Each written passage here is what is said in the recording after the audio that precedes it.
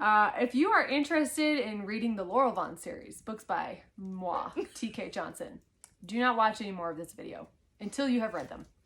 We're going to talk about characters. We're going to put in a lot of spoilers. We're laying it all out on the table. Mm-hmm. If you're not sure if you want to read the books, but you're like, maybe I'll watch the video and give it a try. Well, you won't enjoy the books as much because we're going to give away a lot. Yeah. Otherwise, enjoy. Listen in. We are going to talk about the Prince. The Prince, also known as, spoiler, Taven. If you look up any of my character names online, even though I made up some of them, almost every name has a meaning, and that meaning of the name tells you a lot about the character. But it is pronounced Taven, not Taven, not Taven, but it's taken from the real life name Tavis. Sharla, yes. As a reader, what did you think about the Prince when you first met him in the story? Yes. So I knew that he was just a fun-loving guy, basically, when I first met him. He's so full of energy. You can tell he probably laughs at a lot of stuff in life. He just kind of takes everything as it comes, and he's not really worried about, he doesn't really have like the weight of the world on his shoulders. In the first couple of scenes with the Prince, you see him interacting with the Queen, with Killian, who is his guard, the man meant to protect him for the duration of their lives. Did you get a sense of family dynamic with that? What was the vibe you got of that Seraphim family being together? Yeah, I mean, it was definitely something, you know, that these people have grown up together. And I just felt like, especially when even Loraillvon is talking to Taven, she talks to him just as if he were her actual son. Spoiler, he's not. Killian is actually her son. But you can just tell that they've grown up with this I guess masquerade, if you will, of switching the two characters, even though technically Taven is actually Killian's guard, even though it's switched in the very beginning of the first book, because that's how they grew up. That's just a custom that they have in that world, that they always have someone who basically pretends to be the prince until the prince is ready to kind of take things over. Yeah, the Seraphim prince or prince, depending on what gender the child is born as, they spend a couple years among the people, and so they have a decoy who's also maybe their guard or whoever, but a decoy that serves to be that royal family member to the public, so that the actual Seraphim prince or princess can see what life is really like. Imagine Prince William or Prince Harry finding a stunt double. Yeah. And that guy pretending to go out and do all these things so they can almost live a normal life to see how others live. That's kind of the idea that I wrote for the Seraphim. Yeah. They have these years in community, this person who acts as their double. You don't know this just because it's not written in, but that person's not always a guard. That person can be from any other house. In Taven's case, he is a guard. You meet Tessera in Self-Conclusion, who is Loraillvon's double, or used to be. She is of the Queen's house, but she no longer lives with Loraillvon. You know, they grew up, separated ways. But yeah, it's unique that Killian and Taven are both from the house of the guard. Yeah. And that their vocation is to protect each other almost. Yeah, and there's definitely a brother-like feel to their relationship. Yes. They're not afraid to tell each other what's really on their mind or what they think the other person is thinking, because you're never really sure what's actually happening in the book when you read it. Like, is he saying something like, oh, but I know you're really thinking this, or did it come as a surprise when you found out that the prince was not truly the prince? It was something that I had thought was happening. I mean, it was one of those moments where I went, I knew it when I finally read it. She couldn't look it up online to get a spoiler. But it was one of those things where I'm like, here's the reason why I knew. So I knew that this was going to be a romantic story, right? And in the prophecy, Eloria is supposed to fall in love with Seraphim Wings. But she clearly didn't like Taven, and it was only ever going to be like a brother-sister relationship between the two of them. But she had eyes on Killian, and Killian had eyes on hers too. So maybe not loving eyes at right, first. but there's also that conflict, which the best romantic stories come out of conflict. It seems, you know, where the main characters hate each other at first, and then they end up falling in love. So that was in my mind reading it from the beginning, and I was wondering, is Killian actually the prince? Okay. Especially, I think part of it too was because the prince was only called the prince, and so I'm like, I feel like there's more to the story, and we're eventually going to get his real name. So I did know, but it was still, it was a good reveal to know that I was actually right when it happened. Okay. Funniest part with Taven. I feel like he just has a lot of like little quips of things that he says, and so I'm so deep right now within like the first couple of chapters that I don't have the rest of the book on my mind. So I guess I can't think of something specific. But he's a funny guy. Yeah.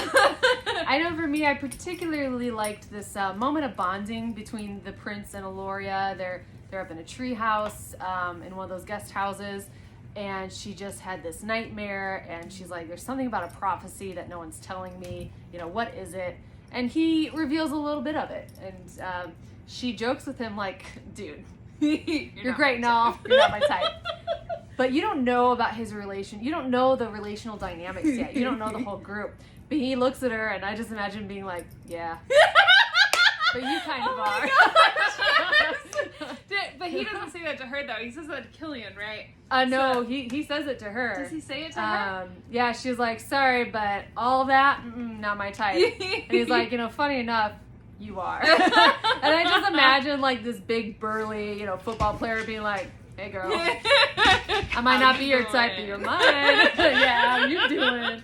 I see Taven being that guy, and he's so lighthearted. And I really think that Taven is the first one who makes Eloria feel at home. Yeah, that makes sense. As much as Sorrel is her reflection self, is the person who brought her to this world, and they're so similar, Taven's the one that really makes her feel accepted and loved, and says, hey girl, we got this, let's go. I'll be fine. Just follow us, we'll take care of it, you know? I like him for that. Yeah. Everyone, I don't know if you've had this, but like, I feel like I definitely had this growing up too. When you have that like, and it doesn't have to be your actual blood-related brother, but someone who feels like an older brother who's usually like a bear, basically, and who's there, you know, you just feel that like loving comfort and protection. I had this friend who, like as soon as he met me, he was like picking me up and swinging me around, you know, and just that type of love type feeling that I feel like every girl loves, and that's kind of who I see Taven as to Eloria. Let's take some time to talk about Taven when it comes to Alter, book 2 in the series. How do you see him changing? And I know you're so focused on book 1 right now with recording, but from book 1 to book 2, you find out a lot of his past. Yes, he was adopted by the Seraphim royal family. That's one of the reasons he became Killian's double. Yeah.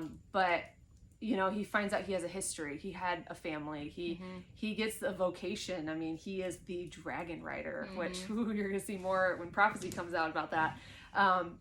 But what did you see in his change from one book to the other?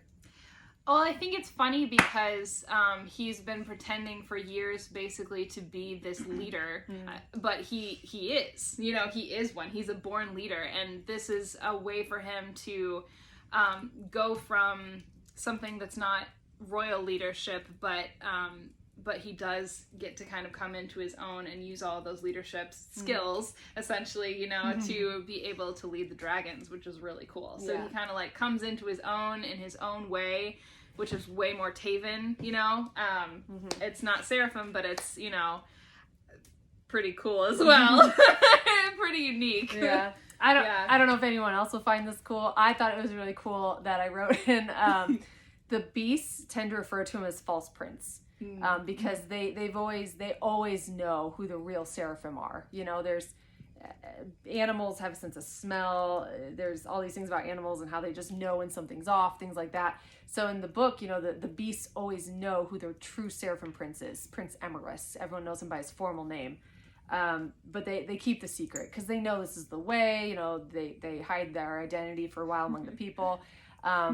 So for a while, once you know who Taven really is, for a while I have some of the beasts refer to him as false prince, which I loved because I knew when Alter came that he was given the title Prince of Dragons, because as a dragon rider, no one else has ever done that. One other man in all of this country, in this world's history, was a dragon rider, and he was a prince of the dragons. He wasn't their king, you know, they didn't pledge allegiance to him. They wouldn't just do whatever he said, but he had like a title and a rank among the dragons. They recognized him for this heroic act. And so Taven inherits that. And so it's cool that he went from being false prince to a real prince of the dragons. So yeah, I thought that was pretty witty. Personally, I loved the nuance there because, you know, it's a little demeaning. You hear things all your life. I mean, Aloria, in the very beginning of the book, Kaylin, she hears, you know, you're weird, you're ugly. You know, she has all these words going through her mind of what she hears people whisper about her, what she believes, the lies she believes about herself. And for Taven, it's very similar. Like, it's a constant reminder he's not a real prince. You know, he was adopted. He was put into this role, but one day it's all going to be taken away. You know, and he doesn't, I mean, he knows when a season is coming where Killian will be coronated as the next king, and he's no longer his double. I'm just going on and on. He's got a wife to worry about now. I know, he's got a wife to worry about. Who we feel like betrayed him. I've got this really witty part in Prophecy that I'll tell you about. Taven and Sorel are chatting, and she's like, what did you think would happen? Like, you thought I would go move into the palace with you and share you and Killian's bedroom? Like, you thought the three of us were just gonna, like, bunk up every night and, like, life would go on like normal? And he said, well, yeah, kind of. I didn't think much past, you know, marrying you. And she's like, Taven, like, we're grown-ups now. Like, I'm not going to share a room with you and your brother. You know, yeah, we might still live in the palace because he's a guard and she's of the queen's house. You know, it's her job to serve the queen. But she's like, life is changing. And, you know, Taven is that guy. He just goes with the flow. He does whatever. But, you know, as much as he's probably feared that moment, he never wanted to think past it. So he's like, I knew I want to marry this girl. That's all that matters. We'll get married. We'll all stay in the same room. Who cares? You know, you know, he didn't want to think past that. But yeah, I was thinking about how, you know, all of these characters, there are certain things that I guess frustrate me about them. And I didn't think that Taven was one of them, but he is. He definitely is, because in the second book, I'm just kind of like, get your act together, go talk to your wife and figure things out. There's a little bit of a qualm there. Yeah. There is. There is. And so he frustrates me in the second one, but I really like him in the first one. Well, I guess we have to talk about that a little, at least mention it before we end this video, because, I mean, he's justifiably That's allowed true. to be angry at her. That is true. You know, she lied about who she was. Turns out she had grown up with the enemy all this time. She had been a spy. Yeah, she kind of converted. She fell in love with this country. She fell in love with him. Yeah. But she never told him the truth. Now, whether that's because she truly believes she'd be killed for it or not, I mean, draw your own conclusion or, you know, read into the text. But, you know, he's pissed. He's mad. He's like, how could you, Sorel? And he's going through an identity crisis because the woman he loved turns out is not who he thought she was. And this plays into the whole thing with the dragons. You know, he has this big fear of, I'm an orphan. What if I'm really bad too? You know, what if every orphan that's really in this country is really, you know, one of Quel'Thraz's spies? He's like, now I don't remember, you know, ever being trained up to be a spy, but he's like, what if I'm not a good person? What if I come from bad people? What if I come from that other side of the mountain? I'm inherently evil. And there's a lot of debates about predestination and all of that, which we will not get into. But he questions that. He's like, what if I'm really from bad people and I'm going to become a bad person? And I like that Killian helps a little, but Killian's dealing with his own issues. For the first time, they can't really solve the problems between just the two of them. And that's where the dragons come in. And Gemros steps in to say, here's who you are. Here's who your people. This is your history. You are meant for great things, and I'm going to help you get there. There's the prince. There's Taven. Happy spoilers. Again, I can't say it enough. I love talking about my books. I feel like I geek out. I feel like there's someone else's books that we just found in a library somewhere one day, and that we're like the only two that know about these books. So if you read them, reach out to me. I'd love to talk to you. you can jump in on a video with us sometime, or maybe I can talk with you one-on-one, because I would love hearing people's thoughts on these stories. And I just want to get the word out of what people think about them. And we need a fandom, because we're just geeking out all by ourselves. Yeah. So this is my cry for more audience. All right. Tune in next time to hear the next character deep dive that we do. And thanks for listening.